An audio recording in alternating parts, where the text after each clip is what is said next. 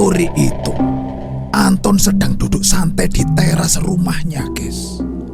Ditemani kopi dan sepiring gorengan. Saat itu, matahari mulai tenggelam, menandakan malam akan segera datang, guys. Tiba-tiba, terdengar suara dari corong speaker masjid terdekat. Suara itu memecah ketenangan sore, guys. Innalillahi wa inna ilaihi raji'un. Telah berpulang Ibu Santi binti Kadir pada pukul 05.30 sore hari ini di kediamannya di Jalan Kampung Batu Bara nomor 38. Diharapkan kepada warga untuk melayat ke rumah duka sekitar pukul 8 malam setelah menunaikan sholat Isya. Begitulah, guys, kira-kira bunyi pengumuman yang Anton dengar waktu itu. Sebelum pukul 7 malam, setelah menunaikan sholat maghrib, Anton pun segera bergegas menuju rumah duka, guys. Letaknya itu tidak jauh dari tempat tinggalnya. Jadi, dia memutuskan untuk pergi, walaupun saat itu hujan mulai turun, guys.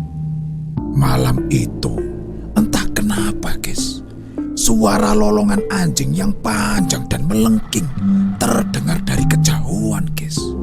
Suara itu sempat membuat bulu kuduk Anton berdiri, guys. Ditambah lagi dengan hujan yang dingin, membuat suasana terasa semakin mencekam. Namun, dengan tekad yang kuat, Anton tetap melanjutkan perjalanannya ke rumah duka. Meskipun rasa takut sedikit menggelayuti hatinya, guys. Sebagai warga yang baik, Anton memiliki kewajiban untuk hadir di rumah orang yang sedang berduka. Apalagi ini adalah tetangga dekatnya, guys. Lah, sesampainya di rumah duka, Anton melihat banyak orang sudah berkumpul. Sebagian dari mereka sedang membaca surat Yasin, sementara yang lainnya duduk-duduk sambil ngobrol, minum kopi dan merokok, guys. Anton pun kemudian memasuki rumah duka untuk melihat jenazah Santi. Lah, Santi ini usianya masih tergolong muda, guys. Sekitar 28 tahun. Dan usia Anton pun tidak jauh berbeda darinya. Dulunya, Santi ini datang ke desa itu bersama suaminya dari Jawa, guys. Mereka merantau dan membuka usaha warung makan dan minuman di situ.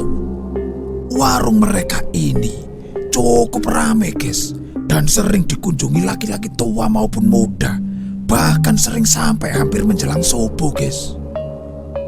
Santi itu dikenal sebagai wanita yang cantik dan murah senyum, membuat banyak laki-laki diam-diam tertarik padanya, guys. Namun, mereka semua tidak berani mengungkapkan perasaan mereka karena Santi itu sudah memiliki suami. Lah, sekitar setahun yang lalu, suami Santi meninggal dunia dalam perjalanan pulang ke kampungnya, guys. Suaminya itu pergi sendirian menggunakan sepeda motor, mungkin untuk menghemat biaya perjalanan. Padahal, guys, perjalanan jauh dengan sepeda motor itu sangat berbahaya, terutama jika tidak terbiasa, guys. Tapi mungkin itulah jalan hidupnya. Kita tidak pernah tahu apa yang telah ditentukan oleh Tuhan, guys. Setelah kepergian suaminya itu, barulah, guys, banyak laki-laki yang mulai berani mengungkapkan ketertarikan mereka kepada Santi. Namun, semua pernyataan itu ditolak dengan halus oleh Santi karena dia masih berduka, guys. Kini, Santi telah menjadi janda muda yang belum dikaruniai anak, sehingga dia harus menjalani hidupnya sendiri setelah kehilangan suaminya itu. Pada saat melayat ke rumah duka itu, Anton berniat untuk melihat wajah Santi untuk terakhir kalinya, guys.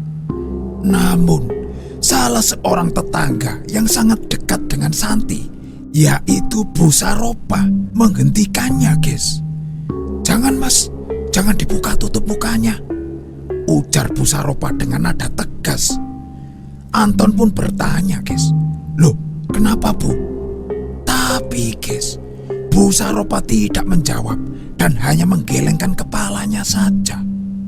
Akhirnya, Anton pun memutuskan untuk mengurungkan niatnya dan hanya berdiri di depan jenazah Santi lalu berdoa untuknya, guys. Setelah itu, Anton pun melangkah keluar ruangan dan bergabung dengan warga lainnya di teras rumah.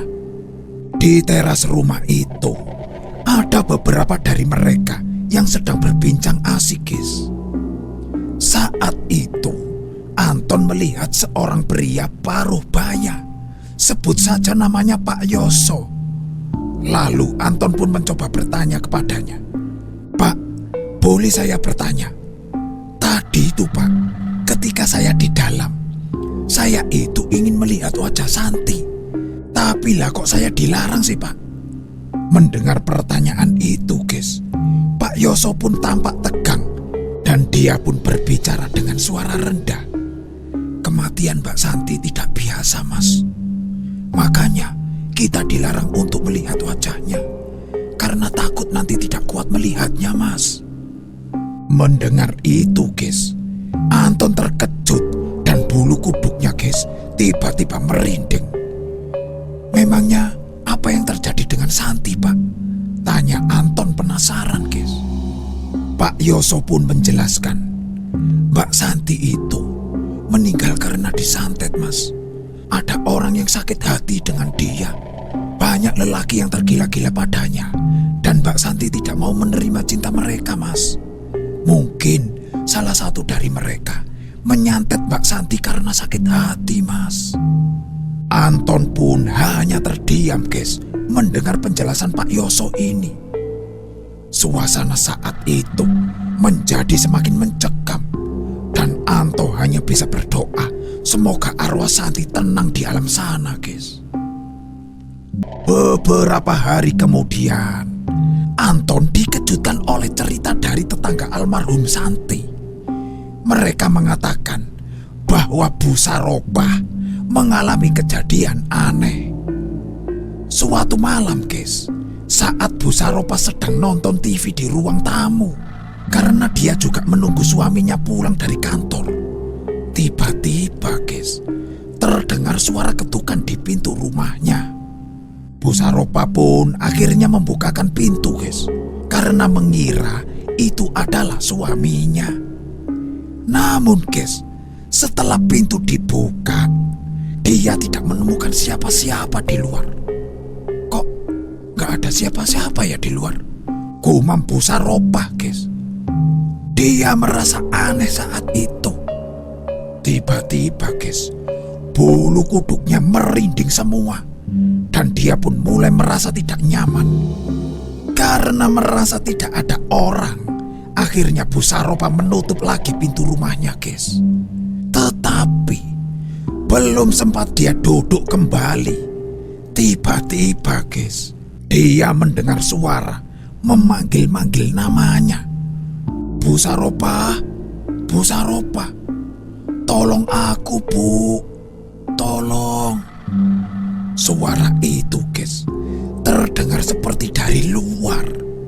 Bu Saropa pun bingung, guys.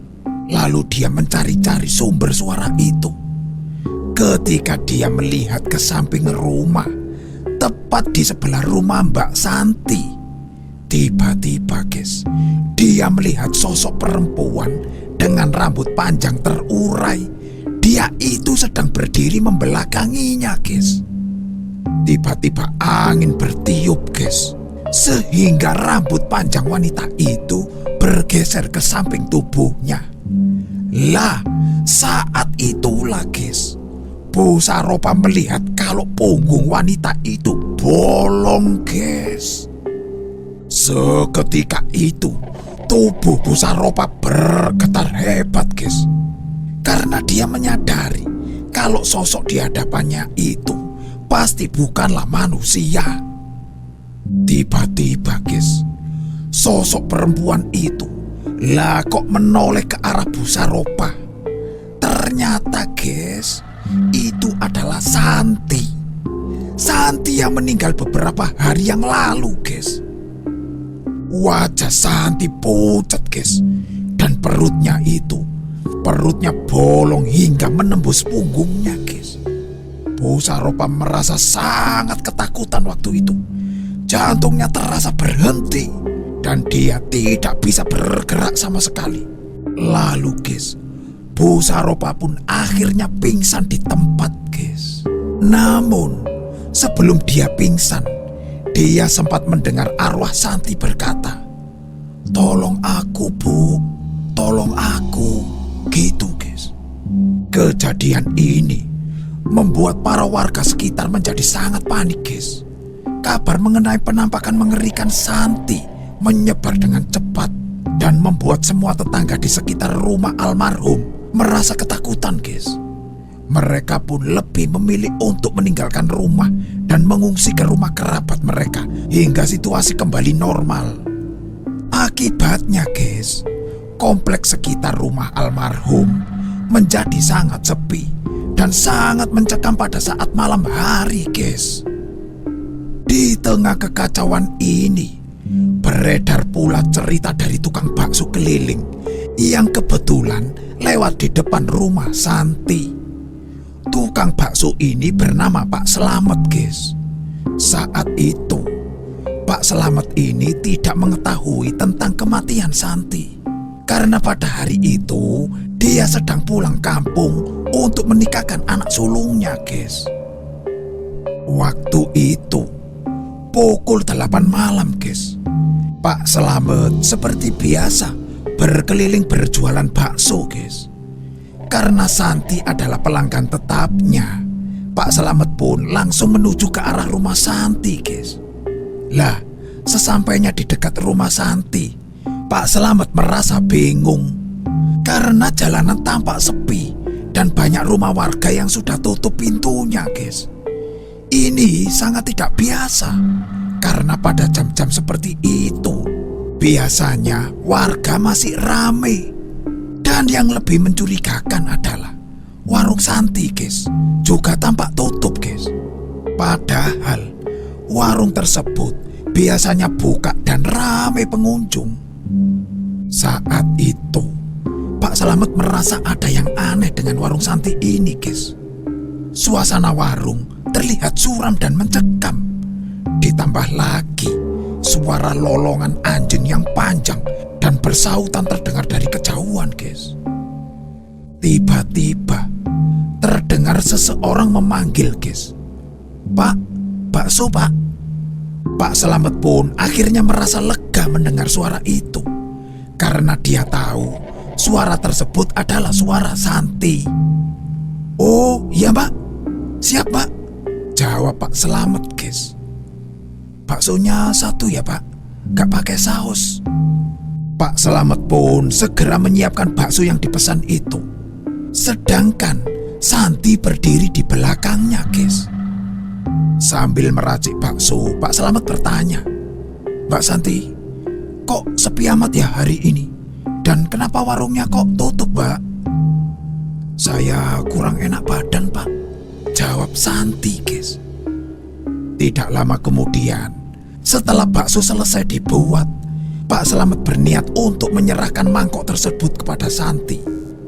Saat Pak Selamet membalikkan badannya, tiba-tiba, guys, Pak Selamet merasa tubuhnya bergetar hebat.